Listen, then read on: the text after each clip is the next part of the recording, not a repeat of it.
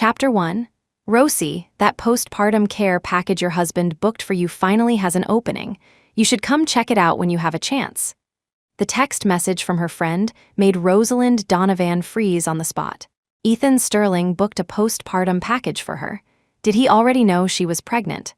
After finding out she was pregnant, she had specifically instructed the doctor not to inform Ethan. How did the news still get out? A sense of panic washed over Rosalind. If Ethan really knew, their divorce wouldn't be far off. Over 2 years ago, Rosalind and Ethan had entered into a marriage contract. Rosalind's father had saved the Sterling family. On his deathbed, he entrusted his only daughter to them. Bound by a sense of honor, Edward Sterling demanded that his grandson, Ethan, marry Rosalind. Ethan looked down on Rosalind, but under pressure from his family, they reached a compromise. He would marry her, but he would only come home once a week to fulfill his marital duties. As soon as Rosalind became pregnant and gave birth to a child, their marriage would be dissolved. Of course, Ethan had added a time limit to the agreement, 3 years at most. If Rosalind didn't conceive within 3 years of marriage, the contract would automatically expire. They would sign the divorce papers, Ethan would regain his freedom, and Rosalind would receive an astronomical sum in compensation. Everyone thought that in this seemingly farcical marriage, Rosalind had nothing to lose. After all, how could a girl from the wrong side of the tracks like her ever hope to reach someone like Ethan Sterling, a billionaire heir and the golden boy of society? Marrying into a wealthy family, having a child to secure her position, and then walking away with a fortune her future would be set. The problem was, Rosalind hadn't married Ethan for the Sterling family's status or their money. She was truly in love with him. Of course, no one but her believed that. Ethan also saw her as a gold-digging woman and had never given her a second glance. Rosalind knew that if Ethan discovered her pregnancy, he would immediately start preparing for the divorce. She didn't want to leave him so soon, so she had deliberately hidden it. But now, feeling a growing anxiety, Rosalind decided to go to the hospital to see for herself. The obstetrics and gynecology department was crowded, mostly with couples or families accompanying the expectant mothers. It was rare to see someone alone like Rosalind, but she was used to it. For the past 2 years, whether she was sick or otherwise, Ethan was never by her side. "Hello, I'd like to check on a postpartum care package my husband booked for me." Rosalind walked up to the reception desk and asked the nurse. "Of course, could you please provide the name of the person who made the reservation?" "Ethan Sterling." The nurse typed on the keyboard. "Yes, the VIP maternity suite package booked by your husband has been confirmed. The patient's name is Melody Vance. How may I help you?" Rosalind stood frozen to the spot. A ringing filled her ears, but the name Melody Vance pierced her eardrums with painful clarity. Melody Vance, she was supposed to be abroad. Why was she with Ethan and why was she pregnant? Rosalind's face turned pale. She quickly took out her phone and searched for Melody Vance's name. She saw the news and realized Melody had returned to the country some time ago. She had been so preoccupied with her pregnancy that she hadn't noticed. Not only that, but the paparazzi had recently photographed Ethan visiting Melody on set multiple times. Industry insiders were all gossiping that Melody Vance was the mysterious Mrs. Sterling who had secretly married Ethan years ago, and they fawned over her accordingly. Rosalind felt a chill run down her spine, but the next news headline shattered her heart completely. Ethan had recently signed Melody Vance as the spokesperson for the Amour collection of diamond rings.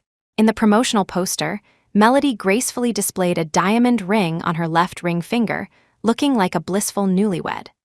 The rings in this collection were worth millions, representing the Sterling family's crown jewel in the jewelry industry. By making Melody the face of the brand, Ethan's intentions were crystal clear. Rosalind smiled bitterly, subconsciously stroking the wedding ring on her own finger. Her ring was something Ethan had casually bought from a street vendor on their way to the church on their wedding day. A $5 aluminum ring. It had long since oxidized and faded, but Rosalind treasured it. She had once naively believed that Ethan simply didn't care for such formalities. It was only much later that she realized he had done it because he looked down on her. A $5 aluminum ring versus a diamond ring worth millions. It wasn't that Ethan didn't understand the difference. He just felt that she, Rosalind Donovan, wasn't worthy. Rosalind didn't know how she made it downstairs. When she reached the hospital entrance, she found that it had started to rain and a large crowd was gathered by the door. Onlookers, reporters with their cameras, and Rosalind's gaze was instantly drawn to the tall, commanding figure at the center of the crowd. The handsome, stern-faced man seemed annoyed by the noisy reporters, but he carefully held an umbrella with one hand while using the other to shield the beautiful woman beside him from the jostling crowd. Rosalind recognized the umbrella. It was part of a matching set she had bought for them. The rain was coming down hard, forming puddles on the ground.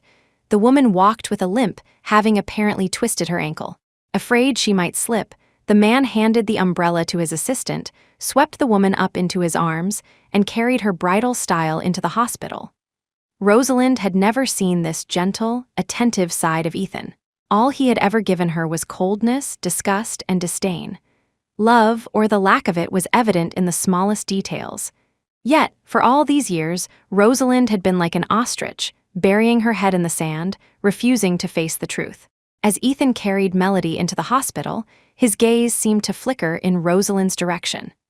Alarm bells went off in Rosalind's head, and she quickly ducked behind the door.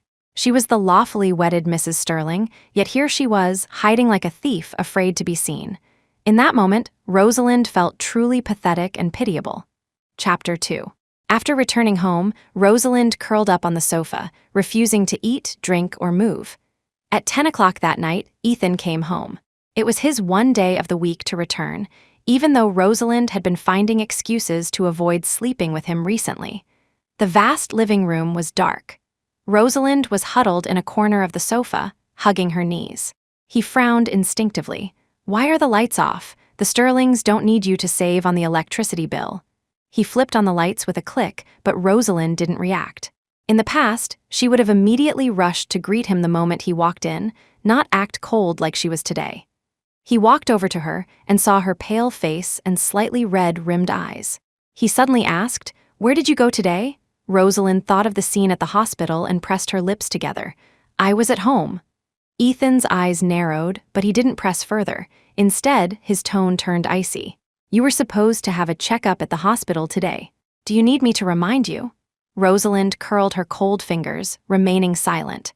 For the past 2 years, Ethan had made her go for regular pregnancy tests. He wanted to know the moment she conceived, or more accurately, the moment he could start the divorce proceedings. Rosalind could hear the sarcasm and extreme impatience in his voice. Melody was already pregnant. He was in a hurry for her to step aside. She clenched her fists, her heart filled with a mixture of sorrow and anger. He had cheated on her during their marriage, and he wasn't even trying to hide it. It was because he didn't care about her in the slightest. Rosalind couldn't help but let out a small, mocking laugh. "And you, what were you up to today? Seeing Melody Vance again?" Ethan's eyes turned cold, his tone menacing. "Are you following me? Do I need to? The tabloids are full of stories about you and Melody Vance. On set visits, endorsement deals. Aren't you afraid Mom and Dad will be angry when they find out?" At the mention of his parents, Ethan's expression grew even frostier. He stepped closer, his tall frame casting a shadow over her. He gripped her chin forcefully. "Do you think they can keep me tied to you forever? Rosalind, there are only 6 months left on our contract. Know your place." Rosalind wanted to laugh not just at him, but at herself. "The contract, does it say you can cheat during the marriage?" She looked up at him, her eyes reflecting the light, shimmering as if covered by a layer of mist, exceptionally clear. Ethan froze for a second and released his hand. Quickly, he loosened his tie, his voice devoid of emotion. "The Sterling family is not a place you belong, Rosalind. A clean break is better for both of us." With that, as if not wanting to waste any more time on her, he turned and headed upstairs. "Ethan!" Rosalind suddenly called out to him. Swallowing her humiliation and holding onto one last sliver of hope, she asked, "In these past 2 years, have you ever, even for a moment, thought that maybe living like this with me wasn't so bad? Even just a little, for a single moment." Her words dissipated into the quiet room. Ethan merely paused for a second before continuing up the stairs. He couldn't even be bothered to answer such a question. The light in Rosalind's eyes died. She didn't sleep all night. The next day, Ethan didn't have to go to the office. Not wanting to be in the same house with him, Rosalind left early in the morning and sought refuge at the bridal shop owned by her gay bestie, Julian Fisher. After Julian heard the whole story, he was so furious he cursed out Ethan's entire family tree. Once he was done, he looked at the somber Rosalind, his heart aching with concern. "So, what are you going to do about the baby now?" Rosalind shook her head. "Honestly, I don't know." When she first found out she was pregnant, she had even considered not keeping the baby. That way, she could try to stay by Ethan's side longer, hoping that one day he would turn around and see her. But the doctor had told her she had a naturally thin uterine wall. If she terminated this pregnancy, she might never be able to conceive again. That's why she had hesitated. And now, Melody Vance was back in the picture. Before getting married, she had thought that with enough sincerity and patience, she could warm Ethan's heart. But after all this time, it was still a one-woman show. For a moment, Rosalind felt lost. Was she really going to pine for a man who cheated on her? She wasn't just a starry-eyed romantic. She believed that people had hearts. But now, it was clear. Ethan was blatantly cheating on her. His mistress was pregnant with his illegitimate child. He was nothing but a scumbag. As they continued to talk, Julian's phone kept ringing. He finally had to answer it. After a brief conversation, his face suddenly changed. Julian looked at Rosalind with pity, and a sense of dread washed over her. "Someone just placed an order for a custom-designed wedding gown from our shop. The order came from Ethan Sterling's company," Julian said, his voice cautious. "The person wearing the gown it's Melody Vance." Rosalind's voice was strained as she finished Julian's sentence for him. She never would have imagined that just yesterday, Ethan was warning her that their contract had only 6 months left, and today he was already ordering a wedding dress for Melody. Melody was the homewrecker who had destroyed their marriage. Yet now it was as if Rosalind was the one wrongfully clinging to something that belonged to Melody. Rosalind closed her eyes, suppressing the overwhelming sorrow in her heart, and finally made the decision she hadn't dared to voice before. "Jules, I want a divorce." Cutting her losses now was perhaps the best choice. She was capable. Even as a single mother, she could build a good life for herself and her child. Julian sighed. "I've always supported your decisions. Don't be afraid. If this one doesn't work out, we'll find another." As it happened, Julian knew a good lawyer. That afternoon, Rosalind had the divorce papers drawn up. The papers made no mention of her pregnancy. She had already lost her parents. The child in her womb was the only family she had left. She wanted to keep the baby for herself. Holding the 2 thin sheets of paper, Rosalind felt a sting in her nose. Her absurd marriage was finally coming to an end. Julian hugged her comfortingly. Rosalind managed a faint smile. "Before I sign the divorce papers, there's something I need to get back from him." "What is it?" "The braided bracelet my mother gave me before she died. I gave it to Ethan when we got married. It's time for it to be returned to its rightful owner." Chapter 3. Rosalind knew Ethan would be back at the office by 2 in the afternoon, so she had Julian drive her to the company building. "Hello, I'm here to see Ethan Sterling." The receptionist looked up and was immediately struck by Rosalind's appearance, a delicate beauty straight out of a classic painting. In an era of cookie-cutter influencer faces, it was rare to find someone with such classical grace. The receptionist asked, "Do you have an appointment?" "No, but you can tell him Rosalind Donovan is here." The receptionist made the call as requested, then looked at Rosalind apologetically. "I'm sorry, Miss Donovan, but Mr. Sterling is in a meeting and doesn't have time to see you right now." A meeting. Rosalind frowned, a sliver of suspicion rising in her heart. She took out her phone and dialed Ethan's number directly. "I'm downstairs at your office. I need to talk to you. You leave the house this morning without a word, and now you decide to call me?" Ethan's voice was cold. Rosalind scoffed. "Why should I report my whereabouts to you? Do you ever tell me where you're going? Cut the crap and give me elevator access." Ethan sneered. "I'm busy." "What, is there someone in your office you don't want me to see?" Rosalind retorted sarcastically. Ethan didn't respond, simply hanging up the phone. A moment later, the receptionist's line rang. She answered, nodding repeatedly, and then looked at Rosalind with a newfound curiosity. "Miss Donovan, please follow me. I'll grant you access to the elevator." The receptionist led the way, unable to resist asking in a hushed, gossipy tone, "Forgive my impertinence, but what is your relationship with Mr. Sterling?" Rosalind was in a foul mood and suddenly felt a mischievous urge. If Ethan was going to be so vile to her, why should she save face for him? So she said, "I'll tell you a secret. Ethan Sterling is my kept man." The receptionist. Leaving the stunned receptionist behind, Rosalind took the private elevator straight to the top floor. This was her second time in Ethan's office. The first was shortly after they were married. She had come, full of hope, to bring him lunch. Not only was the food thrown out, but Ethan had also forbidden her from ever coming to the company again. The reason was simple. Ethan didn't want anyone to know about their marriage. Rosalind walked to the office door and knocked a few times. A cold "come in" sounded from within. She opened the door, and the first person she saw wasn't Ethan behind his desk, but Melody Vance, sitting on a small sofa. Melody was lounging casually on the sofa, looking perfectly at ease, as if she came here often. Did Ethan forbid her from coming to the office so he could have secret trysts with Melody? The thought made the air in the room feel foul. "What are you doing here? Got nothing better to do?" Ethan was wearing a bespoke three-piece Italian suit that perfectly accentuated his strong, sexy physique. But the iciness in his eyes was heart-piercing. "If you're so bored, you should try reading a book to improve yourself instead of thinking about coming here to make a scene." Rosalind pressed her lips together. Even though her heart ached, she had learned to hide her feelings. "Don't worry, I'll leave as soon as I'm done. I won't bother you. When we got married, I gave you a braided bracelet. I want it back." "What bracelet?" "A red hand-woven bracelet. I gave it to you myself," Rosalind said, looking at him in disbelief. "Don't tell me you threw it away?" Ethan frowned in silence, thinking for a moment before he remembered what she was talking about. A strange expression crossed his face. Seeing his reaction, Rosalind's heart sank. Just then, Melody, sitting on the sofa, nervously tugged at her sleeve.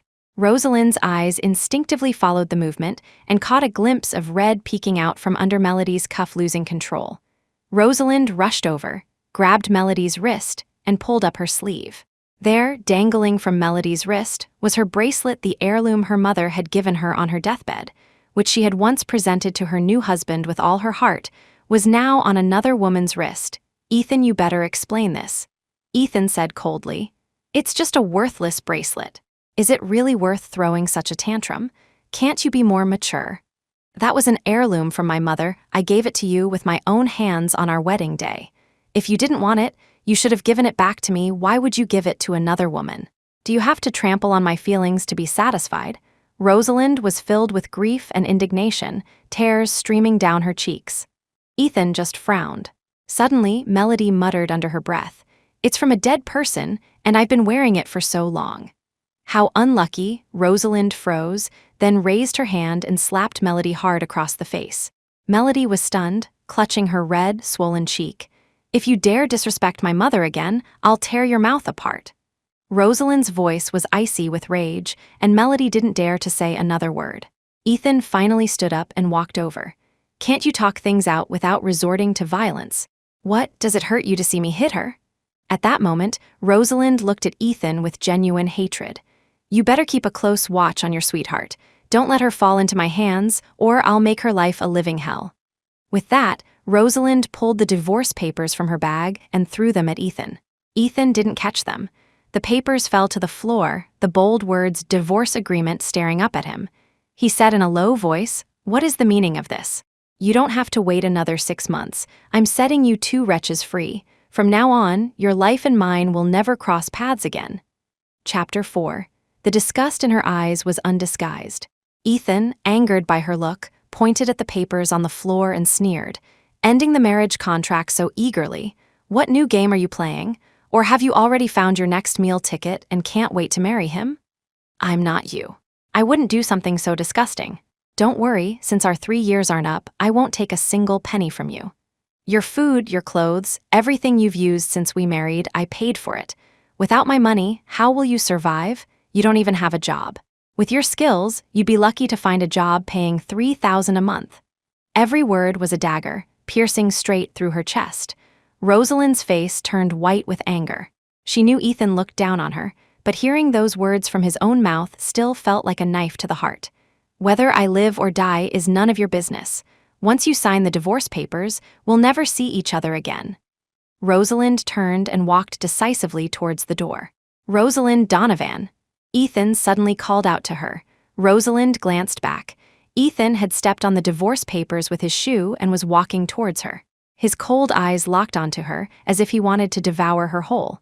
"I'm giving you one last chance. Take your ridiculous things and get out of here. Otherwise, even if you come back begging on your knees, it will be useless." Rosalind smiled faintly, her expression full of scorn. "Ethan Sterling, you're a fool. You're the one who's truly ridiculous." With that, ignoring Ethan's ugly expression, Rosalind walked out of the office, her heels clicking firmly on the floor. Rosalind stormed out of the company building, her face dark. Lost in her emotions, she didn't see a motorcycle speeding towards her from a short distance away. By the time she snapped back to reality, the vehicle was just a few feet away, and it was too late to react. Rosalind froze in place. Then her knees gave way and she collapsed to the ground. The motorcycle had screeched to a halt less than 2 feet in front of her.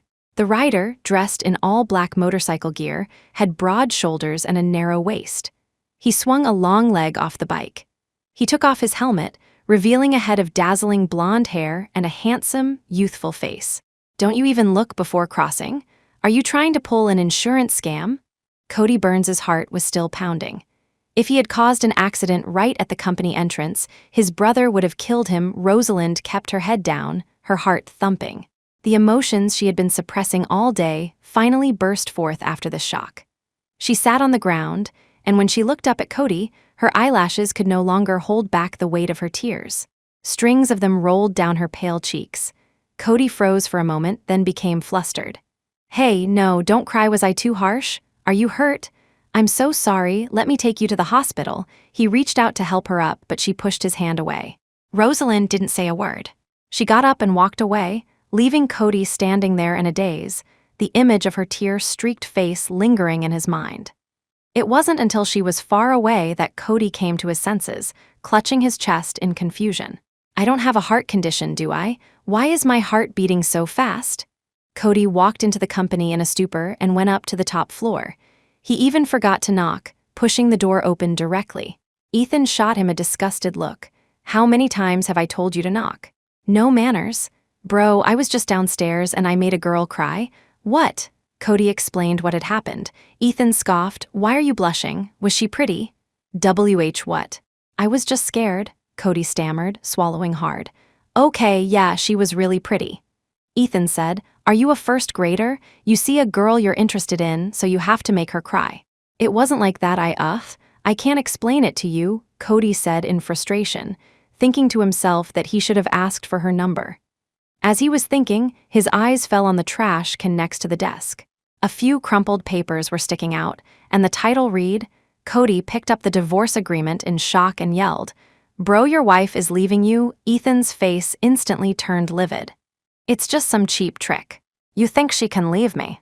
Cody immediately shut his mouth and tossed the papers back into the trash.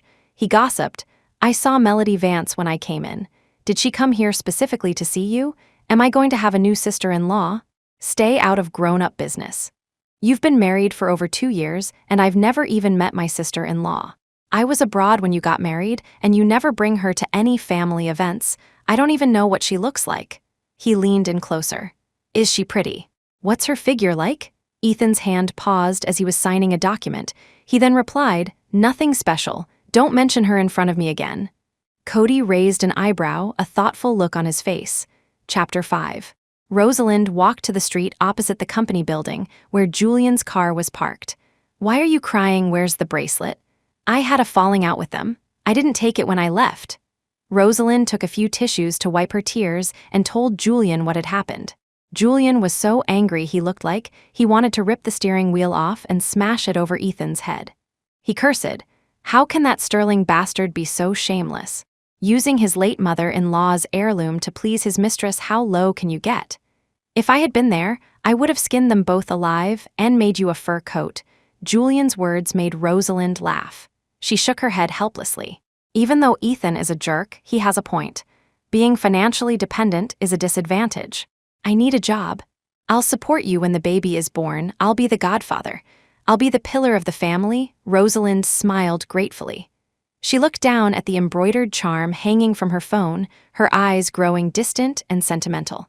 "I remember your aunt made that for you, right?" Julian asked. "Yeah, my mom wasn't good at much, but her embroidery skills were out of this world. Jules, I want to pick up the craft she passed down to me." Julian's eyes lit up. "You want to do embroidery?" "I've always believed our cultural heritage is valuable, even if people don't pay much attention to it right now. But it's not a quick way to make money. I don't know if this is the right decision. Daily expenses, raising a child in the future, everything costs money." Julian patted Rosalind's shoulder. "Whether it's the right decision is something for you 10 or 20 years from now to judge. Right now, you need to live in the present and start a new life." "Okay, take me back to the Sterling house now. I need to pack my things and leave." As the sun set, Ethan drove into the garage in the backyard of the mansion. On his passenger seat was a jewelry bag from the Amour collection that Melody was endorsing. As he was about to get out of the car, he suddenly saw Rosalind walking down the front path, pulling a suitcase. Ethan's eyes darkened. "Rosalind Donovan," hearing his voice, Rosalind stopped abruptly, but then quickly continued walking. Ethan strode forward with his long legs and grabbed her wrist. "What new drama is this? It's almost dark. Where are you going with a suitcase?" "We're in the process of getting a divorce. It wouldn't be right for me to overstay my welcome in your house. I have that much self-awareness." Rosalind pulled her arm away.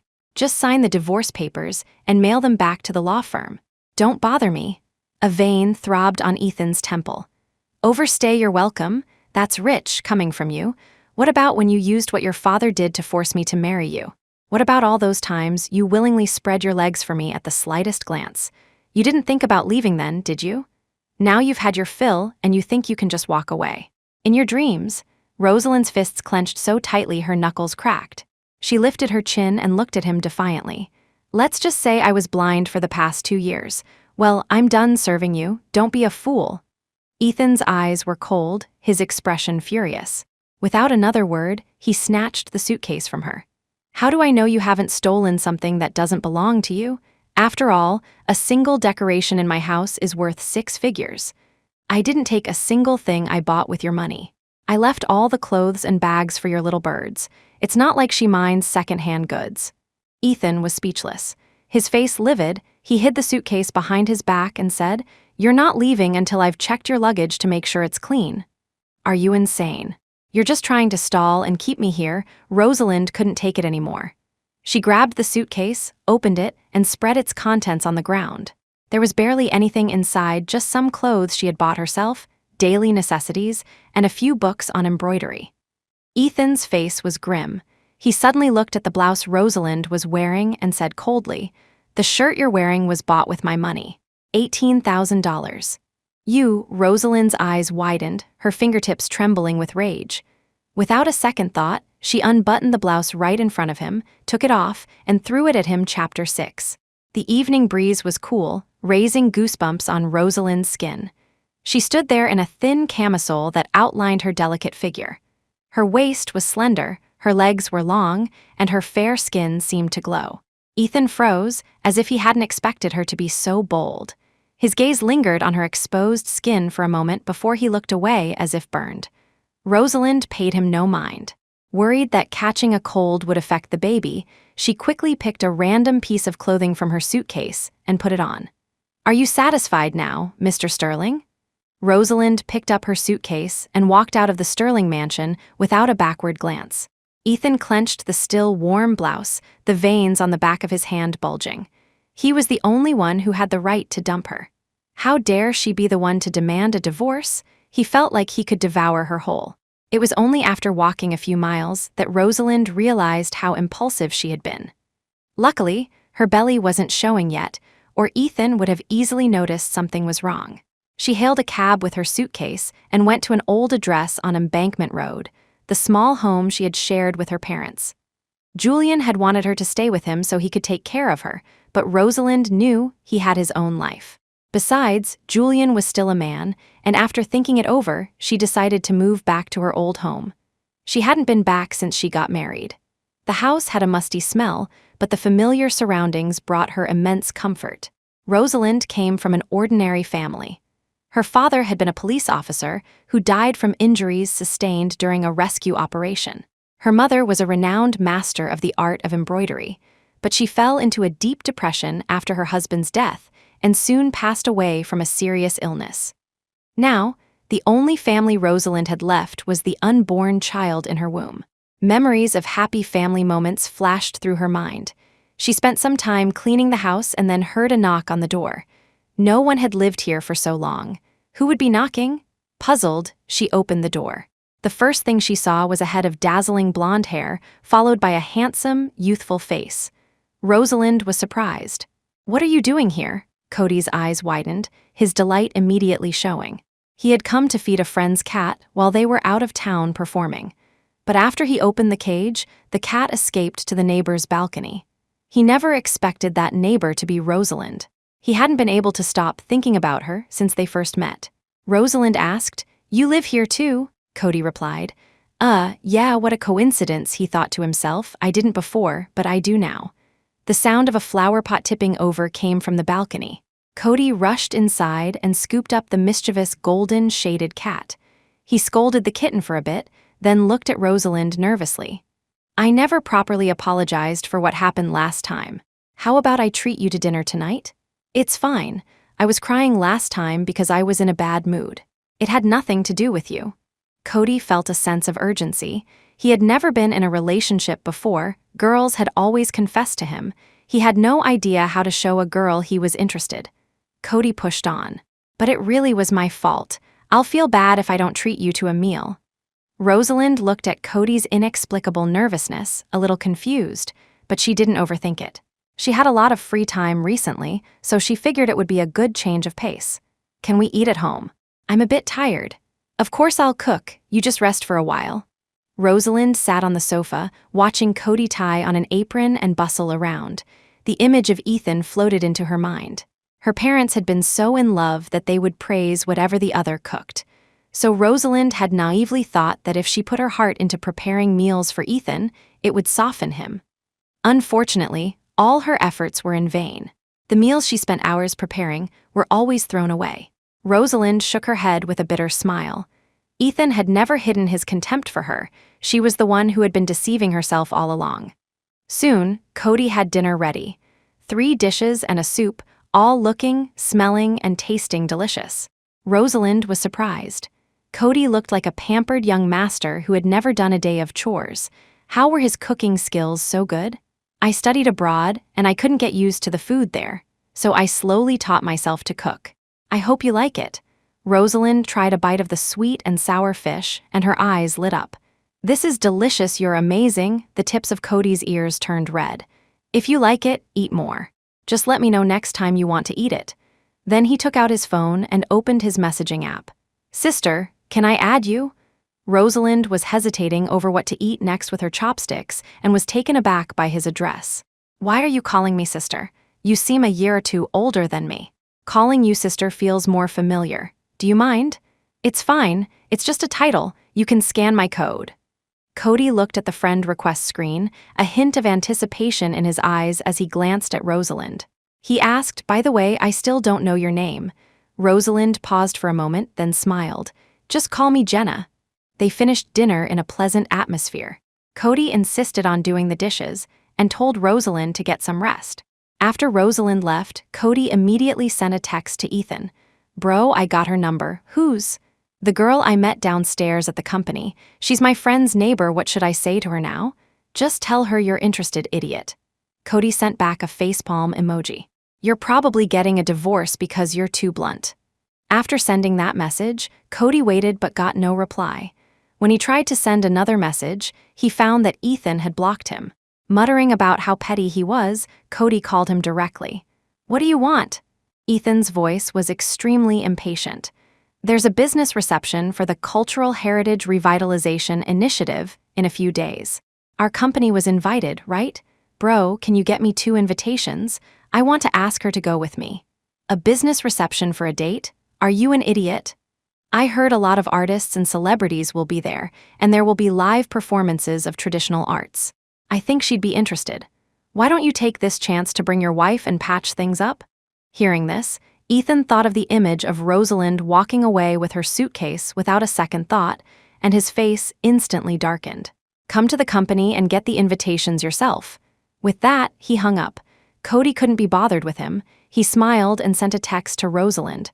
Sister, are you free this Friday? I'd like you to come somewhere with me. Chapter 7. Rosalind had heard about this business reception, but couldn't get an invitation. Cody's offer was a godsend. On the night of the event, Rosalind put her hair up in a high ponytail and wore a crossover-style blouse with a black and gold brocade skirt, the pattern on the hem embroidered by her own hand. She looked both chic and subtly feminine, so much so that when Cody came to pick her up, he stared at her, stunned. Why are you looking at me like that? Do I look strange? No, it's just, you look so beautiful, sister. Rosalind laughed at Cody's straightforward compliment. Throughout the drive, Cody didn't dare look at her too much. Even a single glance made his face flush and his heart race. The venue was a local 5-star hotel. Seeing the lineup of luxury cars at the entrance, Rosalind was a bit surprised. Are there a lot of big companies here tonight?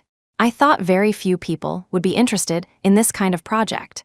Well, traditional culture is trending now, and it has official support, Cody said, offering his arm to Rosalind. Shall we, sister? Rosalind smiled, took his arm, and they walked into the venue together. As Cody had said, there were quite a few people in attendance. Amidst the clinking glasses and conversation, Rosalind couldn't help but feel a little nervous. This reception was to be the starting point of her career. She had no connections. Whether she could make a name for herself with her skills alone was still a question mark. However, before her nerves could get the best of her, 2 people she despised appeared at the entrance. Ethan Sterling might be a heartless scoundrel, but he was undeniably handsome, dressed in a custom suit that screamed luxury. His companion, Melody Vance, was equally stunning, drawing countless eyes. Many people gathered in hushed groups to gossip. Coupled with the recent rumors, everyone was even more convinced that Melody was the legendary and mysterious Mrs. Sterling. Rosalind sneered. In all their time married, Ethan had never taken her to any social event. If it weren't for the important business at hand, Rosalind would have left right then and there. It was best not to look at that despicable pair. Cody leaned in and whispered to Rosalind, I see someone I know. I'm going to go say hi. Rosalind nodded. She was surprised to see Cody walk over to Ethan. He actually knew Ethan Sterling. True, Ethan had never introduced her to any of his friends. She knew nothing about his social circle. As she was thinking, a figure walked up to her. Melody looked down at Rosalind, a gentle smile on her lips, but her words were laced with malice. Ethan is already working on the divorce. Why bother chasing him all the way here? Rosalind, let me give you a piece of advice. A man's heart isn't with you. There's no need to humiliate yourself. Looking at Melody's smug face, Rosalind found it laughable. Since when did the homewrecker have the audacity to be so arrogant? She didn't even bother to stand up, simply tilting her chin up with a smile. You were there that day. I was the one who threw the divorce papers at him. So, I'm the one divorcing him. He's the one who's dragging his feet on signing. What? Are you getting impatient to wear his hand-me-downs? Melody hadn't expected her to be so blunt. Her face flushed red and white, and she was momentarily speechless. Suddenly, a few wealthy ladies gathered around, showering Melody with flattery. One said, Miss Vance, I'm a huge fan. I've seen every one of your dance performances. Another chimed in, Yes, it's such an honor to see you and Mr. Sterling here together tonight. Why don't we exchange numbers and get afternoon tea sometime? Clearly, they were convinced Melody was Mrs. Sterling and were trying to curry favor. After all, connecting with the Sterling family would make everything easier. Melody made no effort to correct them, casting a meaningful glance at Rosalind before replying with a faint smile, We'll have plenty of opportunities to see each other in the future. Her ambiguous words were taken as a hint, and the ladies' smiles grew more genuine. One of them winked suggestively. Oh, Miss Vance, the necklace you're wearing today is absolutely beautiful. A gift from Mr. Sterling, I presume? You two are so in love. Melody smiled sweetly. It was him. I hear it's a limited edition. We've known each other for so many years, it's only natural he'd be good to me. Every sentence hinted at Ethan's affection for her without directly stating their relationship. Her gaze drifted towards Rosalind. Finally, as if she had seen enough of the show, Rosalind slowly stood up and lightly touched the necklace on Melody's neck. "It is beautiful. Must have cost a fortune, right?" She had a half smile on her face, and Melody couldn't quite decipher her meaning. She simply replied tactfully, "It's not about the money, it's the thought that counts." "How can it not be about the money? Thoughts aren't worth anything," Rosalind said with a smile. Then, her hand suddenly gripped the necklace and yanked it off. The jewelry snapped. She dangled the broken necklace from her fingers and chuckled. "As far as I know, Ethan Sterling is a married man. His money is marital property. Aren't you afraid his wife will come and slap you for him spending a fortune on an outsider like you? Or perhaps you didn't know that money given to a mistress can be legally reclaimed." Her casual words left the wealthy ladies stunned. One of them stammered, "What nonsense are you talking about? Miss Vance is—" "Look at her. Does she dare to confirm it?" Rosalind smiled. Melody's face was ashen. She hadn't expected Rosalind to expose her and humiliate her like this. Ethan had always forbidden Rosalind from revealing their true relationship. Would she really dare to say it out loud today? Her mind raced, but Melody's voice remained calm and gentle. "Miss Donovan, are you not aware that I am the current spokesperson for Ethan's company? Assigning gift from the company to its spokesperson is just normal business. If you insist on slandering me, then I have nothing more to say." She maintained her composure, but her words made it clear to the others that Mrs. Sterling was someone else. The ladies who had just been fawning over her immediately turned nasty. "Pa, so she's an imposter. How shameless. I knew she looked like a seductress, not a proper lady. What a waste of my time." The comments were not whispered. Rosalind heard them, and Melody heard them even more clearly. She looked at Melody, who remained unfazed, and thought to herself that anyone capable of being a mistress must have nerves of steel. Rosalind tossed the necklace back at her. Melody finally showed a flicker of surprise, but Rosalind just said coolly, "I don't want it, and I wish you and your second-hand man the best of luck." She had been disgusted, and she wanted to return the feeling. Now, tired of wasting her time, Rosalind turned to leave. Melody's eyes darted, and suddenly her own eyes reddened slightly. A few seconds later, Ethan's cold voice sounded out, "Why are you crying?" He walked over. Melody didn't speak, just looked aggrieved. Quickly, Ethan's gaze shifted to Rosalind, as if he had found the cause. "Are you here for me? Why are you giving her a hard time?" Rosalind found it laughable. Did he really think the only reason she would be here was for him? They were all so predictably dense. As for giving her a hard time, she couldn't be bothered. However, Ethan seemed convinced, or perhaps he wanted to defend the tearful Melody. He suddenly stepped closer to Rosalind and whispered a cold sneer in her ear. "See, if you don't want the position of Mrs. Sterling, there are plenty of others lining up for it. Don't be a fool." Rosalind just stared at him as if he were a lunatic, then walked around him and away. Chapter 8. Rosalind walked out onto the terrace. Just being inside with those two was suffocating. Familiar footsteps approached from behind. Rosalind turned around warily. Sure enough, Ethan was standing a short distance behind her. "What do you want? Did you follow me out here to lecture me?" Ethan didn't answer, just slowly closed the distance between them. Rosalind instinctively backed away until her back hit the railing, with nowhere else to go. She pressed her hands against his chest. "What are you trying to do? Come home with me tonight." "Are you insane? Do I need to remind you again that we are getting a divorce?" "There's a problem with the divorce papers," Ethan said, his expression grim. "You need to come back and look at them, otherwise I can't sign." Rosalind frowned. She knew it was just an excuse. She couldn't figure out what new game he was trying to play to torment her, but the familiar scent of cedar from him was getting on her nerves. Rosalind forcefully pushed his hand away. "If there's a problem with the papers, talk to the lawyer. Stop bothering me." With that, she shot him a glare and tried to leave again. But Ethan asked coldly, "You don't want this either?" Rosalind looked back and saw him holding her mother's red braided bracelet. Her eyes widened slightly. She couldn't believe Ethan would be shameless enough to use her mother's heirloom to threaten her. Rosalind was furious and even more convinced of her own blindness. But she wouldn't give in. She clenched her jaw and said, "My mother doted on me. She never let anyone who bullied me get away with it." Rosalind sneered, "If you have the guts, keep it. Just wait for my mom's ghost to come and teach you a lesson." With that, she walked away without looking back, leaving Ethan standing there alone, his face dark and stormy. A short while later, the business reception officially began.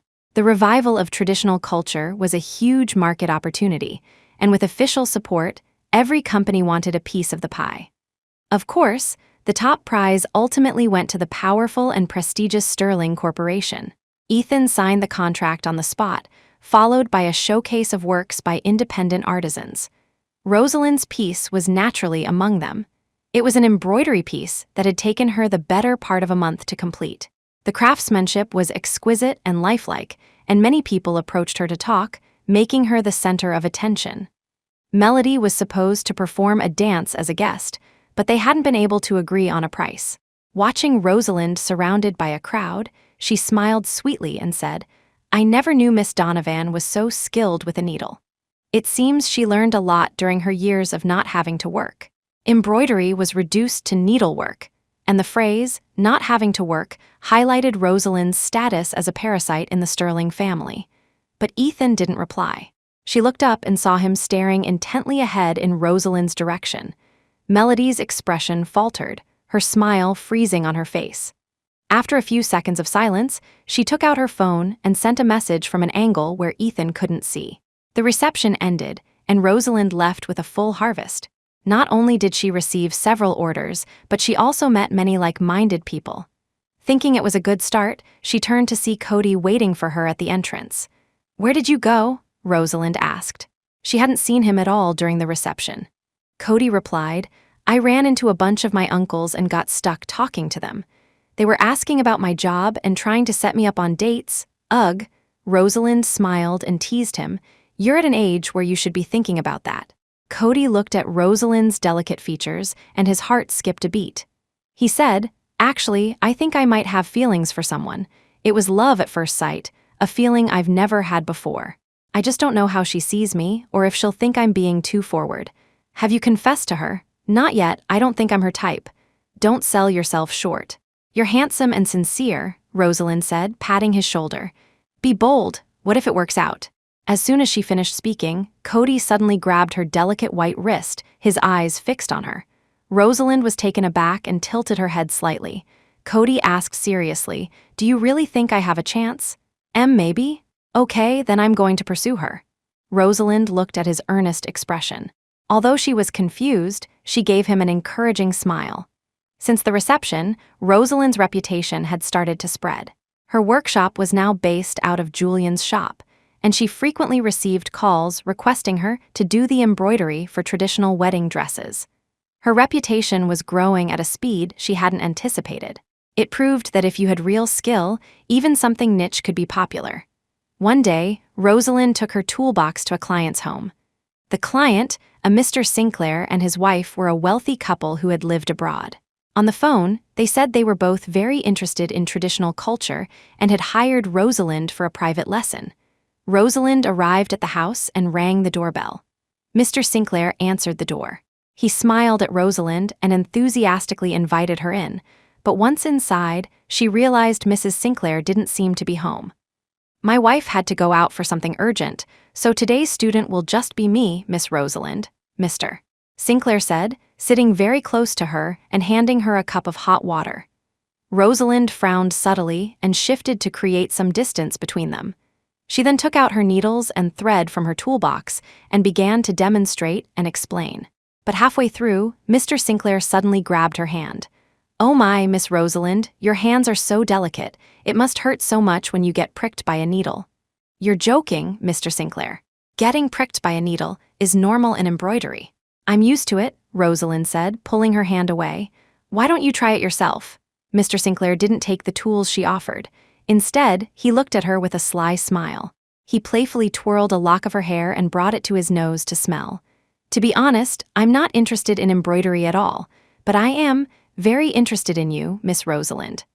Rosalind shot up, her face dark as she packed her toolbox and headed for the door. But Mr. Sinclair was faster. Before she could take a few steps, he grabbed her arm and pushed her onto the sofa. His large, bullish body pressed down on her as he told her how good she smelled, even leaning in to kiss her neck. This was blatant sexual harassment. In the struggle, she couldn't push him off. She grabbed her toolbox, which had fallen onto the carpet, and smashed it hard against Mr. Sinclair's temple. Mr. Sinclair cried out in pain. Rosalind seized the opportunity, kicked him away, and ran for the door. But to her horror, as she ran out, Ethan and Melody were just walking into the courtyard. The three of them met abruptly, and the air seemed to freeze. Chapter 9. Rosalind hadn't yet recovered from the shock and fear. The moment she saw Ethan, she remembered how disheveled she must look and instinctively tried to compose herself so he wouldn't see her vulnerability. She didn't want to show any weakness in front of him. But as she hurried past them, Ethan suddenly grabbed her wrist, stopping her. "What's wrong with you?" he asked. Rosalind found it hard to speak, but Melody chimed in with a smile. "Oh, you're so close with Mr. Sinclair. That makes us practically family." "Whose family with you? Did all your relatives die, so now you go around claiming everyone else's?" Rosalind felt sick, disgusted. Her words were merciless. She shook off Ethan's hand and walked away. But Melody immediately took Ethan's arm. Unfazed by the insult, she said sympathetically, "Did Miss Donovan have a fight with Mr. Sinclair? I understand how girls can be. You should let her cool down. But I seem to recall that Mr. Sinclair is married." She paused, as if she had misspoken, and touched her own neck. Following her gesture, Ethan suddenly remembered the faint red marks on Rosalind's neck.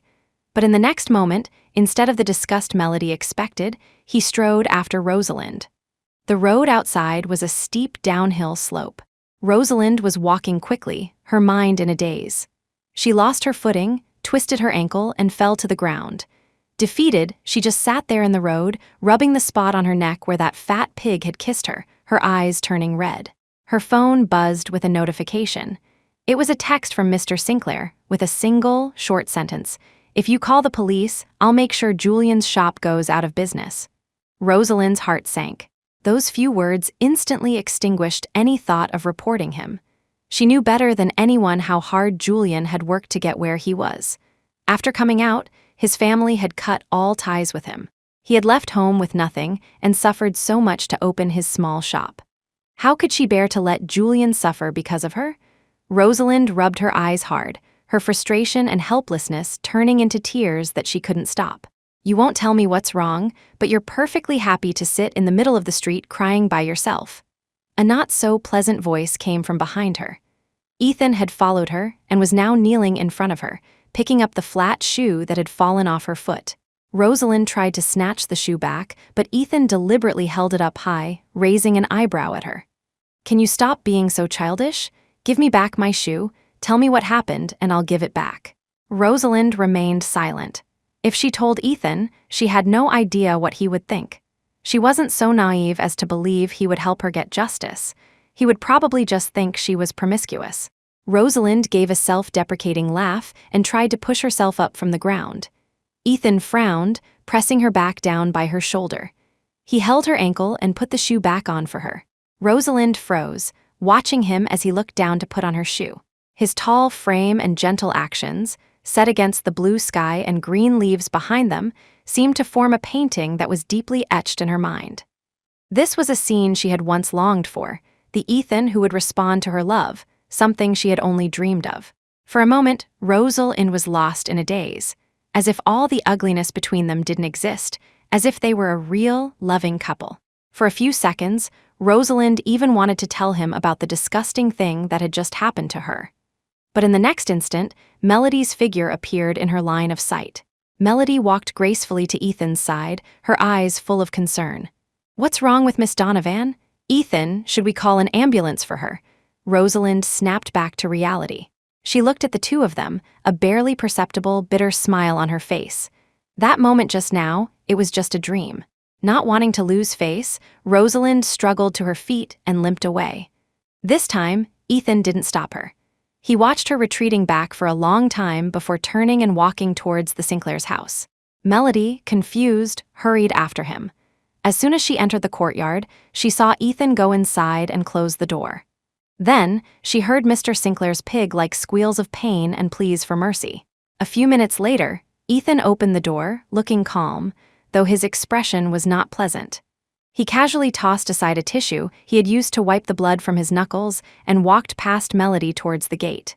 Melody couldn't help but ask, "What about the new movie? We made a special trip here to discuss it. Are we not going to talk about it?" Ethan stopped and turned to look at her, his eyes holding an unreadable, scrutinizing gaze. He asked faintly, "You specifically chose this time to come and discuss this deal with him. What was your purpose?" "What purpose?" Melody looked confused and bewildered. "Ethan, what's going on? What are you trying to say?" She looked genuinely innocent. Ethan didn't say anything, just watched her silently, his gaze sharp enough to see through anything. After a long moment, he said, "Be careful." With that, he left Melody standing there alone. Watching his back, Melody's expression hardened, her eyes turning cold. She hadn't expected that Sinclair to be so useless, even getting her implicated and making Ethan suspicious. Perhaps she needed to speed up her plans. Chapter 10. After leaving the Sinclair's house, Ethan walked down the hill to the main road, and sure enough, he saw Rosalind waiting for a ride. She was leaning against a lamppost, clearly in pain from her twisted ankle. But before he could reach her, he saw her answer a call. "Yes, I'm right here on the side of the road. If it's not convenient for you to turn around, it's fine. I'll walk over to you. I'm free. Dinner tonight sounds good." Rosalind finished her call with Cody and turned around to see Ethan standing right behind her, staring. She jumped, her tone sharp. "What are you doing following me?" Ethan's eyes darkened. He said coldly, "Who are you going to dinner with, a man? What's it to you?" Rosalind didn't want to deal with him, but he grabbed her arm. Ethan said, "Don't say I didn't warn you. A married woman like you meeting a man for dinner alone, people will talk." "What? Are you afraid of losing face?" "Then why weren't you afraid of losing face when you were cheating? If you're so scared, then sign the papers and let's go our separate ways." "Like you said, it's better for both of us." She struggled, but Ethan didn't let go. His face grim, he demanded, "You're still making a scene over one little thing? Haven't you had enough?" "One little thing?" He made it sound like she was overreacting. Suddenly, Rosalind didn't want to argue with him anymore. Maybe she wanted a divorce regardless of whether he cheated or not. She was just tired. She had had enough of her feelings being trampled on. She didn't want to continue. Disappointment filled Rosalind's eyes, but she said nothing more. For some reason, her desolate expression made Ethan's chest tighten uncomfortably. Just as he was about to say something, a car pulled up at the intersection across the street. Rosalind recognized it as Cody's car. She shook off Ethan's hand and walked towards it. Ethan stood there, his face dark.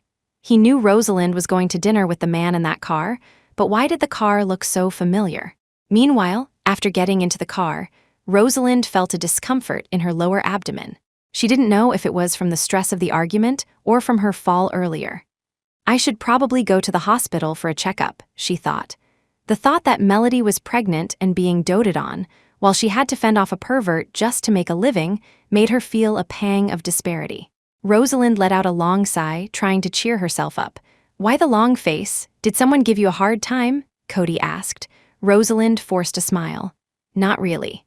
Just had some trouble at work and then got into a fight with my ex-husband on the way out." Screech Cody slammed on the brakes, making Rosalind feel nauseous. She looked at him in surprise. "What's wrong?" That was your ex-husband." "You were married?" Cody was stunned. He had only seen a man's back. "Technically, he's still my husband. We're in the process of divorcing." Cody frowned. "Why are you getting a divorce? Did he do something to hurt you?" "He cheated and his mistress is pregnant, so I'm done with him. It's that simple." Rosalind looked out the window, her expression calm. "Besides, he never had feelings for me all these years. There's no point in forcing it." Cody fell silent. He looked at Rosalind's profile, and after a moment, as if having made a decision, he took her hand firmly. Rosalind jumped, looking at him in confusion. Cody took a deep breath, his eyes serious. "I was going to wait until dinner to tell you this, but I can't wait any longer. I told you before that I have feelings for someone. That person is you." He held her hands tightly, his eyes slightly red with nervousness. "Sister, be with me. Let me take care of you." Rosalind's mind went blank, as if she couldn't understand what he was saying. If it weren't for his incredibly earnest expression, she would have thought he was joking. The person Cody liked was her. Rosalind asked, "Why, when did this start?" Cody replied, "The first time I met you." Right, he had said it was love at first sight. Rosalind was speechless. She had always seen Cody as a friend.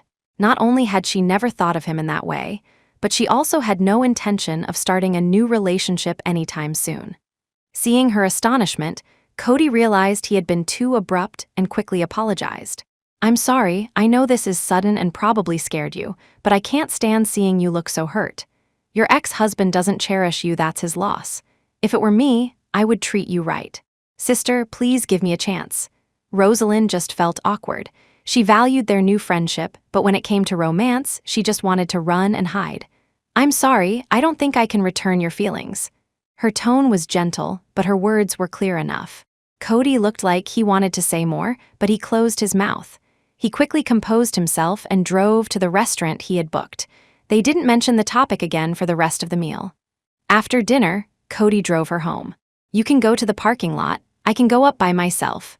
Rosalind opened the car door, but he grabbed the corner of her shirt. She looked back. Cody's expression was earnest, with a hint of pitifulness. "You don't have to accept me, but please don't avoid me. Let's just pretend today never happened, okay?" When they first met, he had been so cool and confident, but now his words were so humble. For a moment, Rosalind was reminded of herself over the past 2 years. Perhaps this was the terrible power of love. Once upon a time, she had been just as desperate, hoping Ethan would spare her a single glance. Rosalind came back to her senses and gave a faint smile. "Don't worry, I won't avoid you. We're good as friends." Cody smiled in relief and finally let go. As he went to park, Rosalind walked down the alley. She knew that what she had just said was only to spare his feelings. In reality, she would have to minimize contact with him from now on.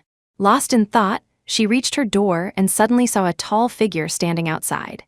Ethan had been waiting there for who knows how long, his eyes fixed on her like a hungry wolf stalking its prey. "What are you doing here? Who is he? What?" Rosalind didn't understand what he meant. The next second, Ethan strode forward and pinned her against the wall. He was so close she could feel his heavy, ragged breathing. She couldn't understand why he was acting like a madman in the street at night, and she didn't want to get into it with him, so she gave him a push and tried to leave. But that push only seemed to anger him more. He gripped her chin with one hand, closing the distance between them. "I'll ask you one more time. Who was the man who drove you home?" He had been standing too far away to see clearly, only vaguely making out the man in the car holding her hand, the two of them talking for a long time before parting. He had come looking for her because he was worried about her injured foot, only to see her being so patient with another man and now pushing him away. His accusatory tone made Rosalind want to laugh. She looked at him coldly and sneered, "Mr. Sterling, for an ex-husband, you're being a bit too controlling. I don't need to report my social life to you." "Ex-husband?" Ethan practically spat the words out through clenched teeth. He looked at her indifferent expression, thought of her in the car with a strange man, and suddenly, a wire in his brain seemed to snap. Ethan's eyes darkened, and he lowered his head and kissed her forcefully. Chapter 11. Rosalind's mind went blank. She had once longed for intimacy with Ethan, but now, his touch only made her feel humiliated and dirty. What did he take her for? She kicked him hard and held her purse in front of her like a shield. Ethan saw her resistance, and his face darkened. "You really don't want me to touch you, do you?" That's right, the thought of this mouth having kissed who knows what other woman, and now kissing me, makes me want to vomit. Ethan slammed his fist against the wall, his eyes so fierce he looked like he could swallow her whole. He gritted his teeth, finally blurting out the words he had been holding back. "You go on and on about me cheating, about me having another woman. Rosalind, you have a wild imagination. Do you have any proof? You got involved with Melody Vance behind my back, got her pregnant, and now you're asking me for proof." Rosalind was incredulous. Did she have to catch them in the act for him to admit it? But she was tired of playing his ridiculous games. With a look of utter disgust, she turned, walked into her home, and slammed the door shut. Ethan stared at the closed door, a symbol of her rejection, his knuckles white from clenching his fists. He took out his phone and dialed his assistant. "Go to the hospital and check something for me." The next day at work, the highly efficient assistant gave Ethan his answer. "Mr. Sterling, the maternity suite package the company booked for Miss Vance at the hospital was mistakenly registered under your name. A staff member in the OB/GYN department, who is friends with Mrs. Sterling, assumed you had booked it for her and contacted her." Listening to the explanation, Ethan found it absurd. Just because of that, the company's arrangements were none of Rosalind's business to begin with. Even if she was contacted by mistake, why didn't she deny being pregnant right away? A sudden thought tightened the features of Ethan's handsome face. He looked at his assistant. Go back to the hospital and get all of Rosalind's medical records for this year, as well as her regular prenatal reports. The assistant immediately went to do as he was told. The Sterling family had connections at the hospital, and he quickly obtained all of Rosalind's reports. He rushed back to the company, only to run into Melody Vance at the elevator. In his hurry, the assistant bumped into Melody, and the stack of reports in his hands scattered all over the floor. He gasped, apologized, and quickly bent down to pick them up. Melody, of course, wouldn't be rude to Ethan's right-hand man. She smiled and was about to tell him not to worry when her eyes fell on the scattered papers. One line of text caught her eye. Name: Rosalind Donovan. Diagnosis: early intrauterine pregnancy, viable embryo. The color drained from Melody's face. She glanced at the assistant, whose back was to her as he gathered the papers, and without hesitation, she snatched the pregnancy report and stuffed it into her purse. Did Ethan ask you to get these? Melody asked, forcing herself to remain calm. Yes. Why is he suddenly so concerned about Rosalind? The assistant looked uncomfortable. Miss Vance, I can't presume to know Mr. Sterling's thoughts. I'm just following orders. Melody forced a smile. I shouldn't have asked. You should get back to your work.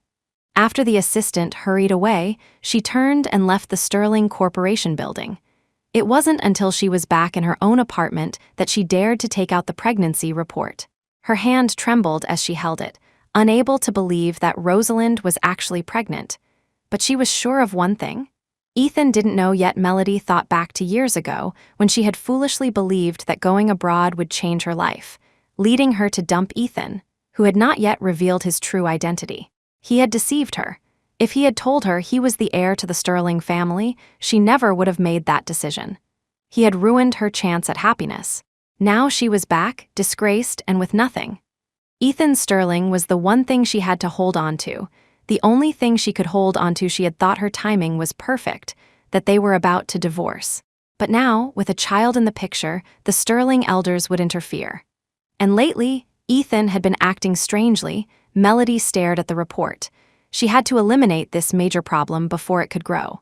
At that moment, Rosalind was oblivious to all of this, lounging on a small recliner, listening to Julian chatter away.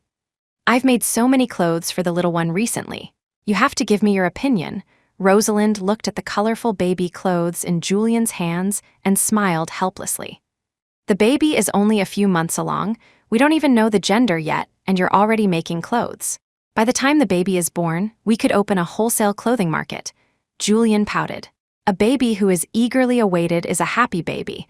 I'm just letting him feel the love early. Rosalind smiled, instinctively touching her belly. She was also looking forward to the baby's arrival. Suddenly, her phone rang. It was an unknown number. Rosalind answered, but there was silence for a few seconds. Just as she was about to hang up, a familiar voice came through. Rosalind, it's me, Melody. Meet me tomorrow afternoon at Central Park. Rosalind frowned, confused by her intentions, and flatly refused. Do I know you? I'm not going. No, you have to come. I have something for you. Melody's voice sounded a bit urgent, not as calm and unhurried as before. I misunderstood you before.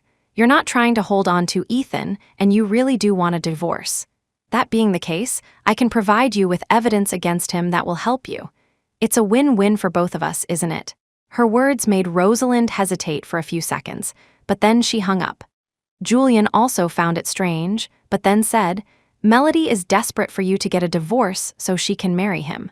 It makes sense that she would do this, but I'm worried she might have other motives. Are you going to go? Rosalind looked down, her expression unreadable. Ethan is dragging his feet on signing the papers. With the baby on the way, she couldn't afford to wait any longer. If Melody really had evidence that could prove he cheated, Julian understood what she was thinking and put his arm around her shoulder with a smile. Then go, I'll go with you. I'll hide in the car, and if she tries anything, you just shout, and I'll rush out and take her down. After some thought, Rosalind nodded. Perhaps this was the fastest way to finally divorce Ethan Sterling. Chapter 12. The next day, by Serenity Lake in Central Park, Rosalind got out of Julian's car and walked a short distance. In the distance, she could see Melody's back. Melody was standing by the lake. Hearing footsteps, she turned around. Her beautiful face was pale, as if she hadn't been sleeping well. Rosalind paid it no mind and got straight to the point. "I'm here. Where's the evidence?" Melody took a thick envelope from her purse. She didn't waste words either. "These photos are more than enough. You can come and inspect them, just so you don't think I'm trying to trick you." Rosalind didn't immediately do as she said, cautiously staying where she was. Melody didn't press her, just smiled faintly. "I know what you're thinking, but believe me, helping you is helping myself. I'm serious this time." With that, she waved the envelope. "Do you want it or not?" Rosalind pressed her lips together. Julian was nearby, and what Melody said did make sense. She was probably safe, but she had a strange sixth sense about this. While she was still hesitating, Melody said calmly, "If you're worried, I'll just bring it to you." With that, she started walking towards her. The park was surrounded by water on 3 sides, and a large lake was just behind Rosalind. Melody took 2 steps, then stumbled as if she had tripped, lunging towards her. Fortunately, Rosalind was prepared. She staggered back a few steps, instinctively dodging. But before she could regain her balance, Melody, as if throwing all caution to the wind, rushed forward and gave her a hard shove. She was trying to kill her. Rosalind was shocked and horrified. She fell backward uncontrollably, her body already plummeting. Before she hit the water, the last thing she heard was Melody's voice, a chilling mix of laughter and madness. "I'm sorry, but you can't blame me. You and that bastard child in your belly are in my way. Just get out of my way and everything will be fine." The next moment, there was a loud splash. Rosalind hit the lake, and the icy water instantly rushed in from all sides, flooding her mouth and nose, stealing her breath. Her mind went blank, all her senses shutting down. Rosalind was not a good swimmer, and she was even less equipped to handle this unprecedented level of terror.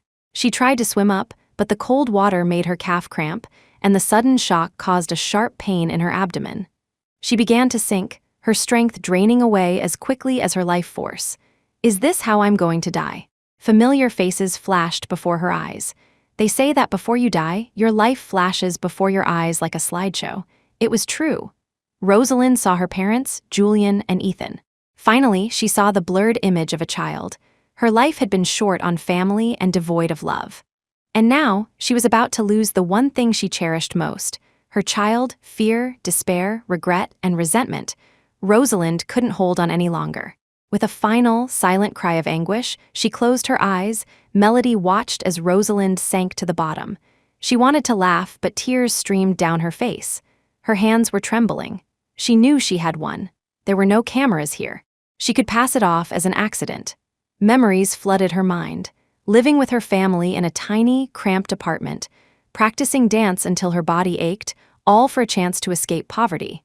Being tricked into going abroad and losing everything.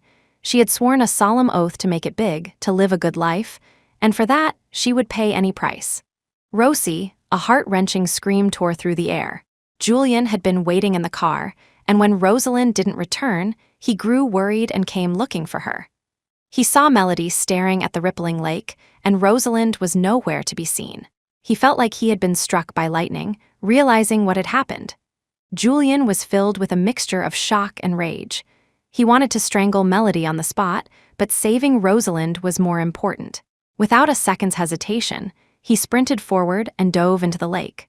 At the same time, another person ran from another car. It was none other than Ethan's assistant. After suspecting that Rosalind was hiding something, Ethan had sent his assistant to follow her. He never expected something like this to happen. The assistant's hands trembled as he quickly called Ethan. Melody hadn't counted on witnesses appearing so quickly, even without cameras. Panic-stricken, she pulled herself together and quickly fled the scene. Meanwhile, Ethan received the call and shot up from his seat, his face as white as a sheet. Chapter 13. 15 minutes later, Ethan arrived at the hospital, moving as fast as he could. His steps were unsteady but swift. At the end of the hall, the red-in surgery light seared his eyes. His assistant was about to speak to him, but Julian was faster, lunging forward and punching Ethan in the face. Ethan stumbled back a few steps. The assistant tried to intervene, but Ethan stopped him. He knew about Julian's relationship with Rosalind, and he felt he deserved it. "Ethan Sterling, I'm telling you, if anything happens to Rosie, I'll make you and that homewrecker pay with your lives." Julian was consumed by rage. After his threat, he shot Ethan a venomous glare and went to stand guard by the operating room door, wiping away tears and praying for Rosalind's safety. The assistant approached and told Ethan everything that had happened at the lake.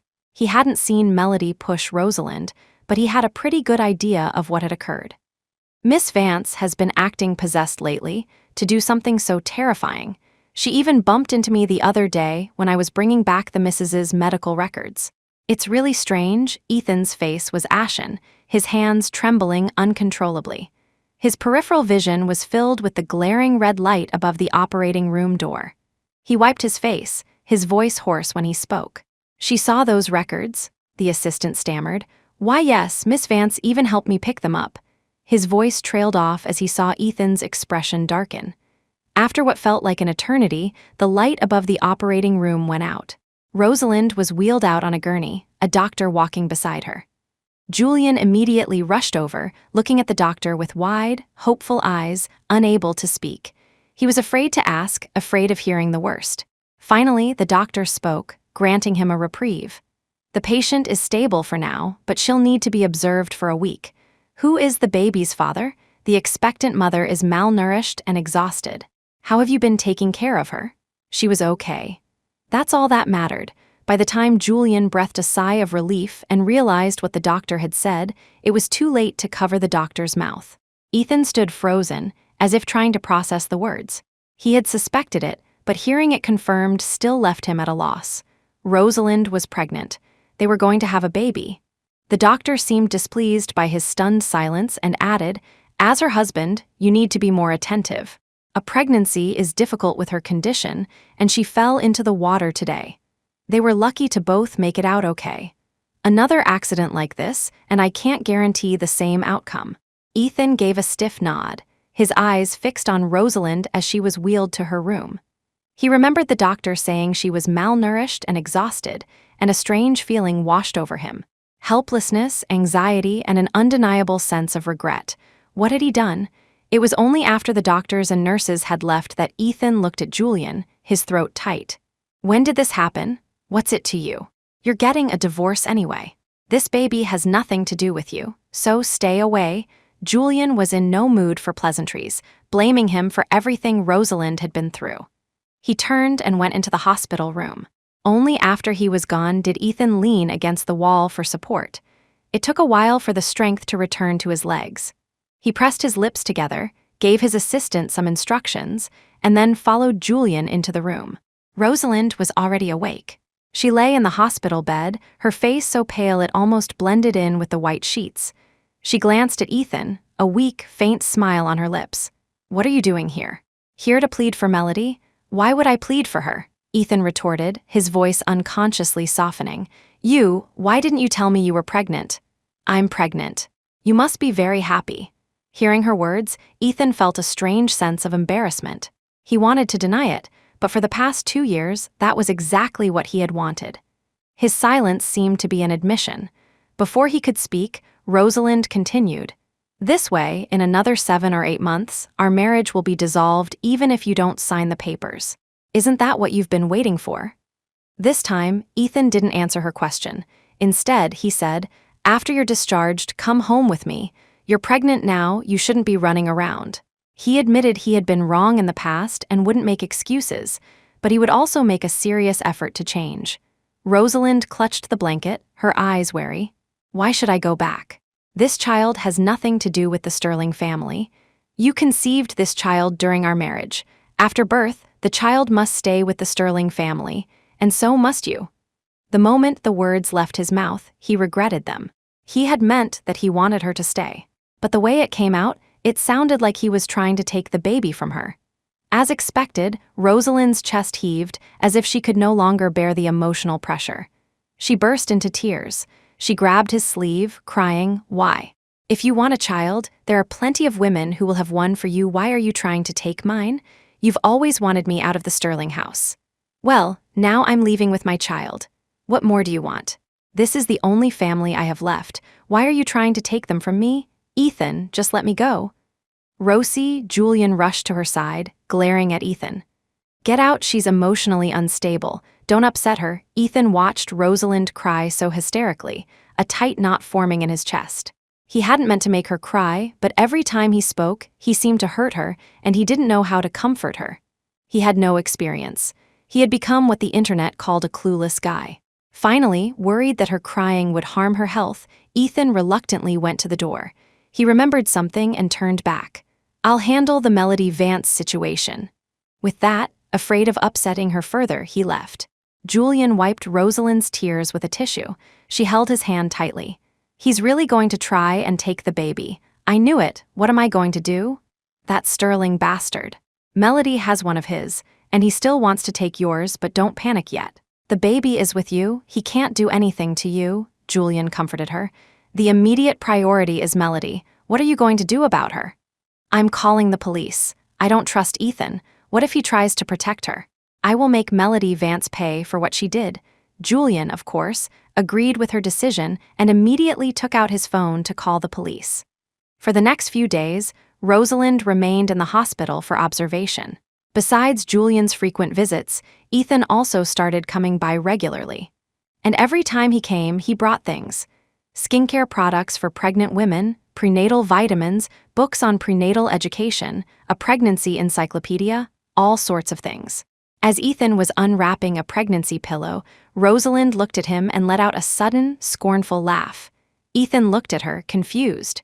He heard her say, "What are you doing all this for? Trying to build up a good father persona for the doctors and nurses? Or are you just so used to taking care of Melody that you're practicing on me? Do you have to think of me that way? What else am I supposed to think? At this point, how could I dare to have any illusions about you?" Ethan put down the pillow and looked at her. He said, "You've been holding a grudge because I booked a maternity suite and a wedding dress for Melody. So you think she's pregnant with my child, that I cheated, and you want to divorce me. But that's not what happened." Rosalind tilted her head slightly, her eyes full of suspicion. "Melody is a valuable asset to the Sterling Corporation in the entertainment industry right now. The entire department has been focused on her since her return. To build hype, I signed her as the spokesperson for Amour and cast her as the lead in a new film. The maternity suite was for her to experience and study for her role as a new mother in the movie, and the wedding dress was a prop. The cheating you imagined never happened." But Rosalind countered, "You visited her on set, you carried her into the hospital, and you gave her my mother's bracelet." Ethan sighed and sat on the edge of the bed. The set visit and the hospital incident were all for publicity. As for the bracelet, that was my mistake, but I didn't give it to her. She took it herself. I thought it was just something you had made to pass the time, so I didn't ask for it back. The more Rosalind listened, the more confused she became. So this whole time she had misunderstood him. He hadn't cheated. Chapter 14. Ethan studied every subtle change in Rosalind's expression and pressed his advantage. "You wanted a divorce because you thought I cheated, but now you know it was all a misunderstanding." "What are you trying to say?" Rosalind looked at him. "Do you really think I only wanted a divorce because I misunderstood you?" Ethan's expression remained neutral, but his silence was a clear admission. Rosalind felt a complex mix of emotions, even finding it laughable. After all this time, Ethan still didn't understand why she had become so disheartened. She threw back the covers, got out of bed, and started gathering all the things he had bought, putting them into a bag one by one. Ethan grabbed her hand. "What are you doing? Even if Melody had never appeared, we wouldn't have made it. Ethan, ask yourself, have you ever once treated me as your wife? In your eyes, I was just a temporary bedmate with a 3-year expiration date. You have no love or respect for me. There's no point in us continuing this." As she spoke, she shoved the large bag of items back at him. "Take these back, and don't come here again." Holding the pile of things, Ethan felt as if he had been slapped. He had never tried so hard to please someone, but Rosalind wasn't buying it. Rosalind knew him all too well. Seeing his dissatisfaction, she taunted him, "Are you angry now? Then how do you think I felt all those times I cooked for you, only for you to throw it all away?" Her light words silenced him instantly. Rosalind shook her head. She thought that Ethan was just experiencing the novelty of impending fatherhood, which was why he was being so nice to her. Once the novelty wore off, he would go back to his old ways. A brief silence fell between them. Just as Rosalind was about to ask him to leave, Ethan spoke up unexpectedly. "I threw out the food because I'm allergic to asparagus. I couldn't eat it. And I didn't want you coming to the company because every time you showed up, all the male employees would talk about your face and your figure." It took Rosalind a few seconds to realize that Ethan was actually explaining himself to her. She had never known he was allergic to anything because he had never bothered to have a proper conversation with her. As for the male employees talking about her, she now remembered mentioning it to him once, but he had shown no reaction at the time. She had no idea he had even listened. A strange feeling came over Rosalind. She wanted to say something, but her phone suddenly rang. It was Cody. "Hello? Yeah, I'm at the hospital. Something happened a few days ago. I didn't have a chance to tell you. You're at the hospital entrance? Jules told you, huh? Okay, come on in and we can talk." When Rosalind hung up, she realized Ethan was staring at her intently, almost glaring a hole through her. Ethan asked, "Was that the man who picked you up for dinner and drove you home?" Rosalind ignored him, gesturing with her eyes that he could leave. But Ethan shamelessly turned around and sat down in a chair. He was going to see for himself who this man fawning over Rosalind was. A few minutes later, footsteps were heard outside the room. A hand rested on the doorframe, and a cheerful, sunny voice called out, "Sister, I came to see you." Cody was holding a bouquet of flowers, his eyes fixed on Rosalind in the bed. It wasn't until he noticed someone else was in the room that he turned his head. The moment he saw who it was, his eyes widened in shock. Cody exclaimed, "Bro, what are you doing here?" Ethan replied, "I should be asking you that. Why are you here?" "Wait." As if it had just dawned on him, Ethan's gaze darted back and forth between Cody and Rosalind, connecting the dots in his mind. From the dream girl Cody had met at the company, to Rosalind's mysterious male acquaintance, to Cody visiting her in the hospital now. Ethan couldn't believe it. The woman his cousin was in love with was Rosalind. "This was absurd, sister. Let me put these flowers in a vase for you."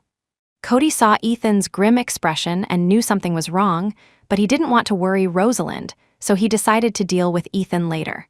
Ethan watched as Cody arranged the flowers and poured water for her, and Rosalind actually smiled at him the whole time. He was so jealous his teeth ached. Seeing how familiar they were, they must have been in contact a lot. This meant that while Rosalind was ignoring him, she had been seeing Cody. The thought made Ethan grind his back teeth. Just then, a nurse came in to check on Rosalind. Ethan, his face dark, pulled Cody outside. The first thing out of his mouth was, "Are you insane? Why are you so angry? I'd like to know how you know my sister," Cody said, confused. "She doesn't seem like the type to be friends with someone like you." Cody's words made Ethan laugh humorlessly. He put a hand on Cody's shoulder, practically spitting out the words. "Well, you're wrong. Not only is she the type to be friends with someone like me, she's also the type to marry someone like me." As if struck by lightning, Cody stood frozen for a full 5 seconds before asking, "Bro, are you kidding me?" Ethan didn't answer, just stared at him grimly. Cody felt like his brain was about to explode. He couldn't believe the person he had been falling for all this time was his own sister-in-law. He had never met his sister-in-law, which was why he had unknowingly developed feelings for her. But what could he do now? Could he just turn off his feelings so easily? In his confusion, Cody suddenly remembered something and looked up at Ethan. "She's divorcing you. She won't be my sister-in-law for much longer. You must be crazy. If I wanted to divorce her, I would have done it already. Why would I wait until now?" "Bro, I heard you cheated on her. That makes you a total scumbag," Cody argued. "And you don't even like her, so just let her go." Ethan sneered. "But she's pregnant. Congratulations, you're going to be an uncle." Cody shot back without missing a beat. "That's fine. I don't mind being a stepfather." Ethan's head throbbed with anger. He couldn't explain why, but he didn't want anyone else coveting Rosalind. Just as he was about to lose his temper, his phone vibrated. It was a text from his assistant. "Melody Vance has been located. Address XXXX." Ethan's focus shifted instantly. He threw a "don't do anything stupid" at Cody and strode towards the parking lot. Cody watched him go, running a frustrated hand through his hair. After a long moment, he looked up at the sky and made a decision. Chapter 15. Melody had been hiding in this abandoned farmhouse in the countryside for some time. After fleeing from Central Park, she knew that even without cameras, Julian had seen what she did, so she had to run. Afraid to buy a bus or train ticket with her real name, Melody squeezed into an unlicensed cab with a group of migrant workers and escaped the city. She hadn't had time to get much cash, and she was afraid of being traced through mobile payments. So she found an abandoned chicken coop on a farm and survived on instant noodles from a small convenience store. The coop reeked, and the constant noise of the chickens and ducks was maddening. Melody curled up in a ball, unable to understand how she had ended up like this. After spending so many years and so much effort to escape that tiny apartment, she was now a fugitive. Despair and anger washed over her, tears and snot smearing her face. She truly regretted it. In college, she had been skilled at cultivating a pure and innocent image, and it was with these tactics that she had captured Ethan's heart. Back then, Ethan had little experience with women and couldn't see through her facade. She could have been Mrs. Sterling long ago, but she had thrown him away for fame and fortune abroad. After going abroad, she spent her days catering to various bosses, but the resources her agent had promised her never materialized.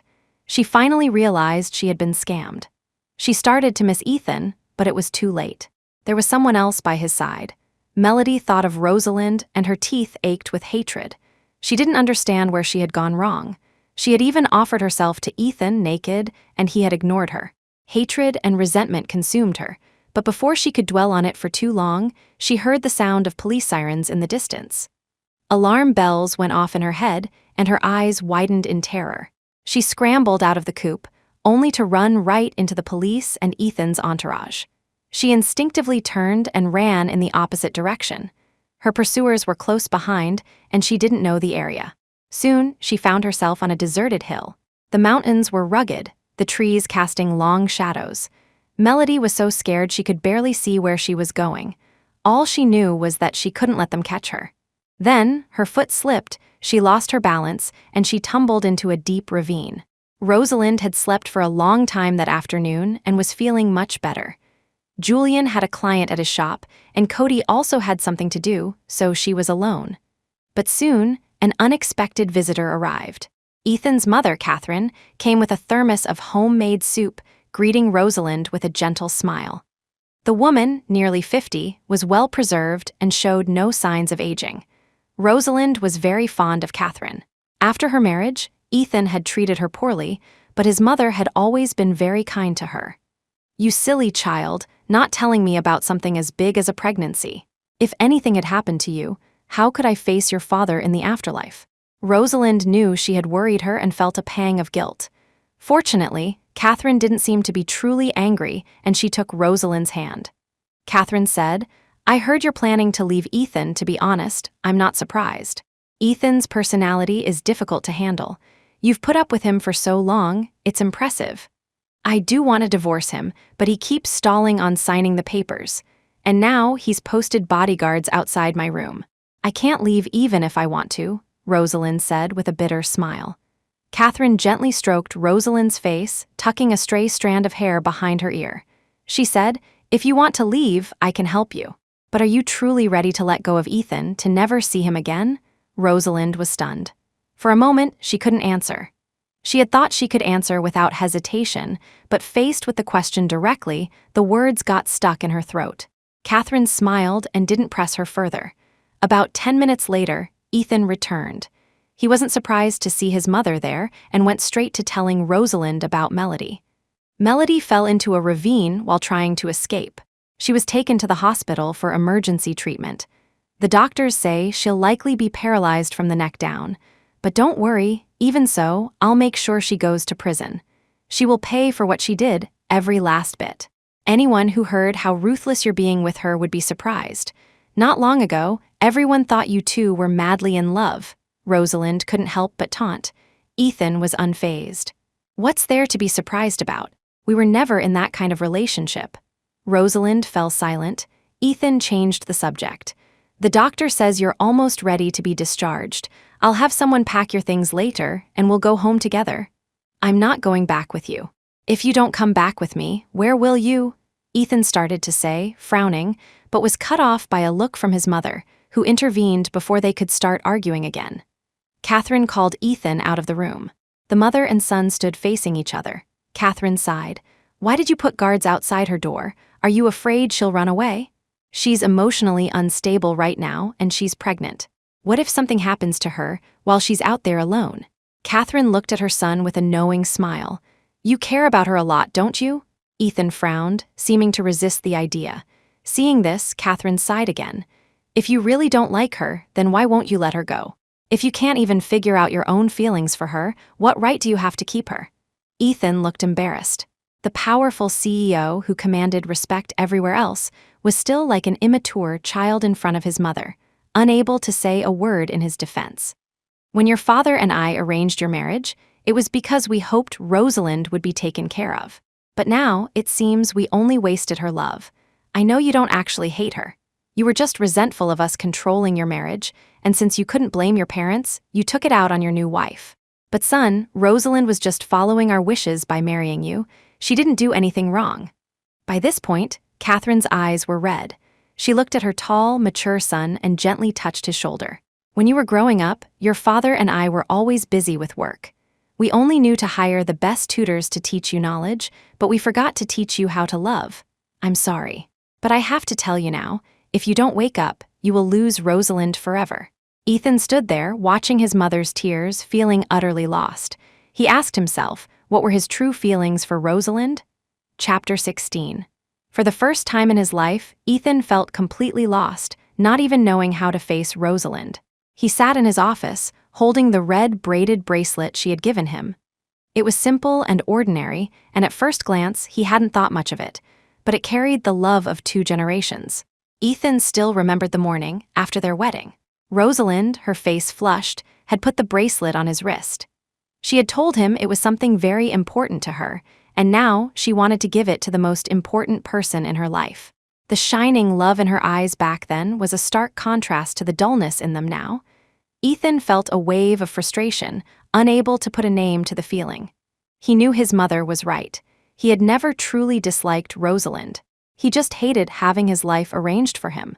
Rosalind's existence was a constant, glaring reminder that he couldn't even control his own marriage.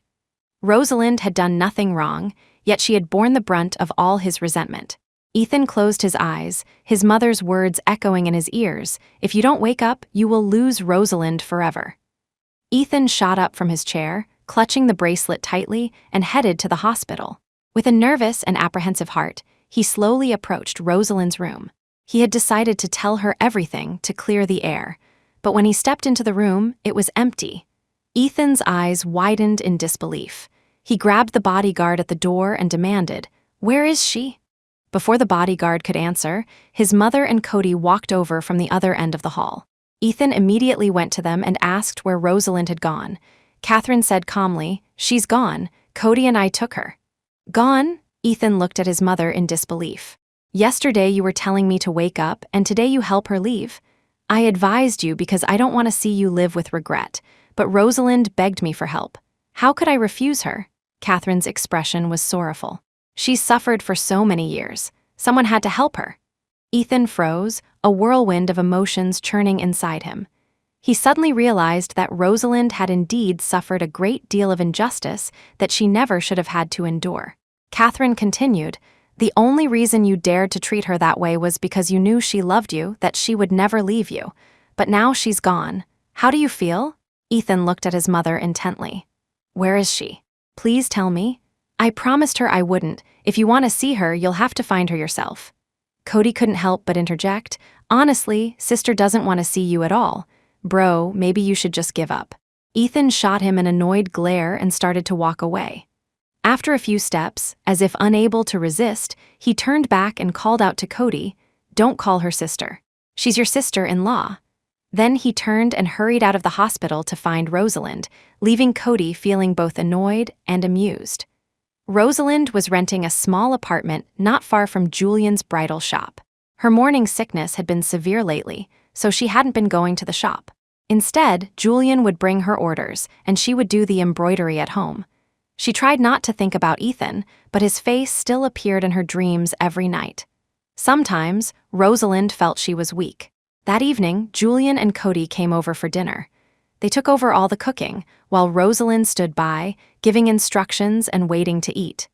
Julian, ever the chatterbox, was complaining about Ethan as he worked.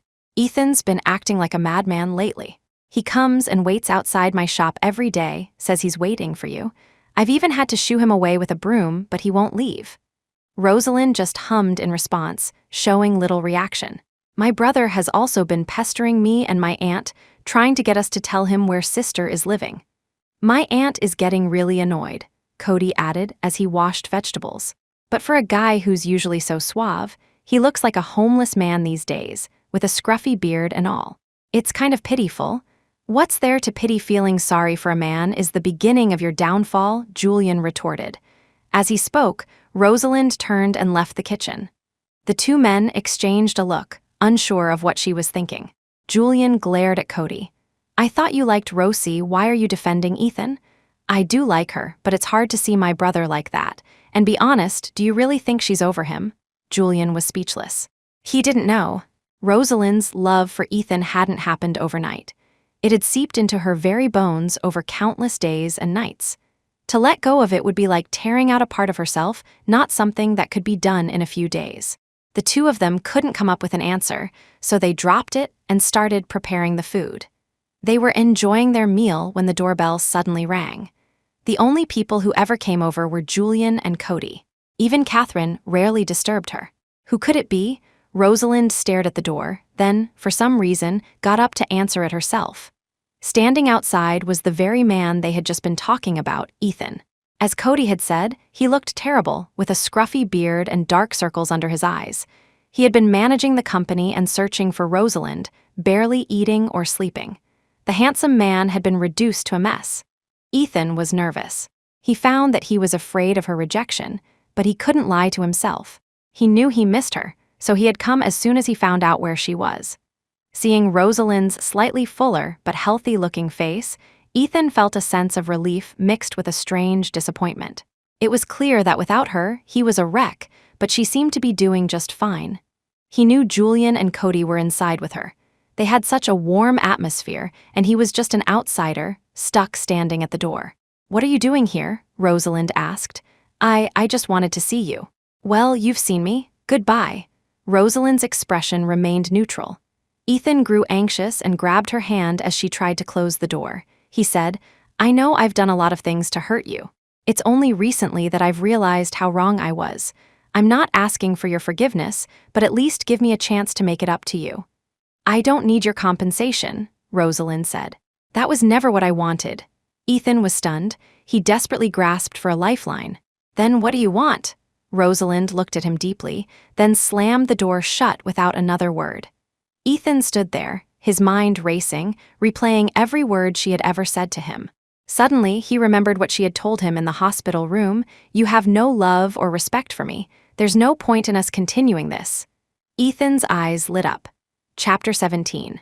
The next day, Ethan cleaned himself up, ordered an expensive bouquet of flowers, and appeared at Rosalind's apartment building again, planning to ask her to watch the sunset with him. Love and respect, he would start by pursuing her as an equal.